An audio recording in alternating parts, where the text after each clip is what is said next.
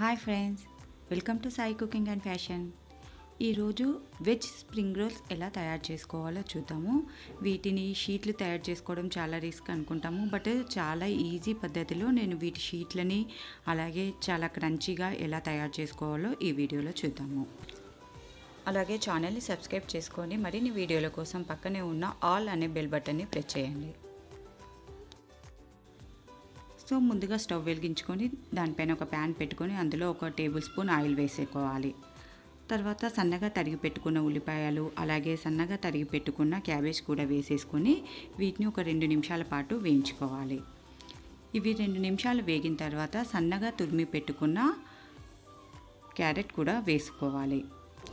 ఇక్కడ క్యారెట్తో పాటు మనం కావాలనుకుంటే క్యాప్సికమ్ అలాగే బీన్స్ కూడా వేసుకోవచ్చు, బట్ ఏ వెజిటేబుల్ మనం యూజ్ చేసినా సన్నగా తరుక్కోవాలి. తర్వాత ఒక స్పూన్ పెప్పర్ పౌడరు, రుచికి సరిపడా ఉప్పు వేసుకోవాలి. తర్వాత 1/2 స్పూన్ సోయా సాస్ వేసుకోవాలి. సోయా సాస్ లేని వాళ్ళు మనము మిరియాల పొడిని కొంచెం ఎక్కువగా వేసుకుంటే మనకు టేస్ట్ అనేది ఆ స్పైసెస్ అనేది సరిపోతుంది.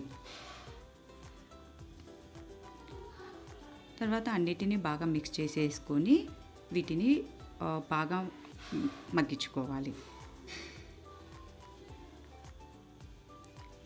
అది మగ్గిన తర్వాత స్టవ్ ఆఫ్ చేసేసి ఒక అరచెక్క నిమ్మరసం వేసుకోవాలి.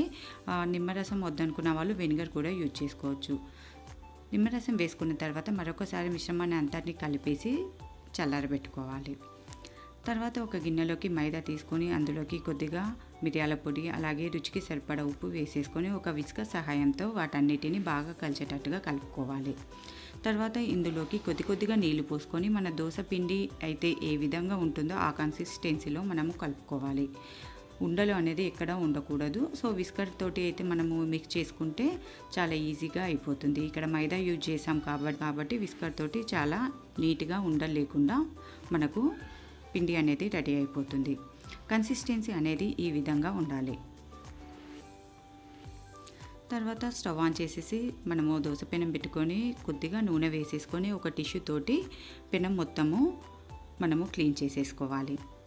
సో ఇక్కడ మనం షీట్లు తయారు చేసేటప్పుడు ఎలాంటి నూనె అయినా కానీ నెయ్యి కానీ మనం వాడము. సో ముందుగానే పెనాన్ని క్లీన్ చేసి ఈ విధంగా పెట్టుకోవాలి.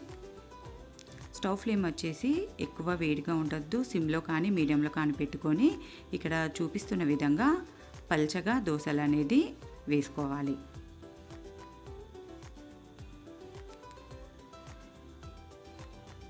తర్వాత రెండో పక్కన కూడా తిరిగి వేసేసుకోవాలి. దీన్ని ఎక్కువగా కాల్చుకోకూడదు, రెండు పక్కల కొద్దిగా కాల్చేసుకోవాలి. ఈ విధంగా అయిన వాటిని ఒక ప్లేట్లోకి పొడిపిండిని వేసేసుకొని మనము వేసుకున్న దోశల్ని ఆ ప్లేట్లోకి వేసుకోవాలి. ఇక్కడ మైదా ఒకటే యూజ్ చేసాం కాబట్టి మనకు ఒకదానికొకటి అతుక్కోకుండా మళ్ళీ ఆ దోశ పైన పొడిపిండి వేసుకుంటూ మనం ఎన్ని కావాలంటే అన్ని ఈ రకంగా దోశలు వేసేసుకొని రెడీ చేసి పెట్టుకోవాలి. తర్వాత ఒక దోశ తీసేసుకొని దాంట్లో ముందుగానే తయారు చేసి పెట్టుకున్న కూర మిశ్రమాన్ని పెట్టేసుకోవాలి. నేను చూపిస్తున్న విధంగా చివరన కొంచెంగా వదిలేసుకోవాలి. ఆ ప్లేస్లో మనము మైదా నీళ్ళు 2 కలిపిన మిశ్రమంతో కొనేటట్టుగా చేసేసుకోవాలి. ఆ తర్వాత 2 పక్కలను కూడా నేను చూపిస్తున్న విధంగా ఫోల్డ్ చేసేసుకుంటూ పూర్తిగా మనము రోల్స్ లాగా వాటిని చుట్టుకోవాలి. ఇక్కడ 2 చివర్లు మైదా అనేది బాగా అప్లై చేసి బాగా ప్రెస్ చేసుకోవాలి, లేదంటే మనం నూనెలో వేసుకున్నప్పుడు అవి విడిపోతాయి. సో ఈ విధంగా అన్నిటినీ మనము తయారు చేసి పెట్టుకొని తర్వాత వీటిని డీప్ ఫ్రై చేసుకోవాలి. స్టవ్ ఫ్లేమ్ వచ్చేసి మనం 5 నిమిషాలు ఆన్లో పెట్టుకొని తర్వాత మీడియం టు ఆన్ అనేది అడ్జస్ట్ చేసుకుంటూ మనము స్ప్రింగ్ రోల్స్ అనేది గోల్డెన్ బ్రౌన్ వచ్చే వరకు వేయించుకోవాలి. ఈ ప్రాసెస్ అంతా చాలా ఈజీగా అవుతుంది.